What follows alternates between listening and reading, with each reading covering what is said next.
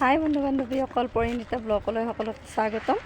আজি মই এটা বিশেষ জেগাত আহিছোঁ। জেগাটো হৈছে আমাৰ পশ্চিম বৰাগাঁৱতে মাজমজিয়াত মানে দীপৰ বিলৰ মাজত থকা এইটো হৈছে শ্বহীদ ভৱন, শ্বহীদ উদ্যান হয়। মানে শ্বহীদবোৰৰ কাৰণে বনোৱা হৈছে। এতিয়া আজি ভিতৰত সোমাব দিয়া নাই, এইটো বন্ধ কৰি থোৱা হৈছে। আপোনালোকে ক'ৰ পৰা চাই আছে ভিডিঅ'বোৰ লাইক কমেণ্ট শ্বেয়াৰ কৰি দিব, ছাবস্ক্ৰাইব কৰি দিব, বেল আইকনটো প্ৰেছ কৰি দিব আৰু যিমান পাৰোঁ মই ভিডিঅ'বোৰ দেখুৱাই যাব চেষ্টা কৰিম। দেখিছেনে কি ধুনীয়া মনোমোহা দৃশ্য এইবোৰ। আমি আহিছোঁ, সেইটো গীতাঞ্জলি হয়, সেইটো মা হয়, সেইটো ভণ্টি হয় আৰু এনেকৈ আহিছিলোঁ। এইবোৰ কোম্পেনী হয়, সকলোবোৰ ধুনীয়া লাগে। আপোনালোকে মৰম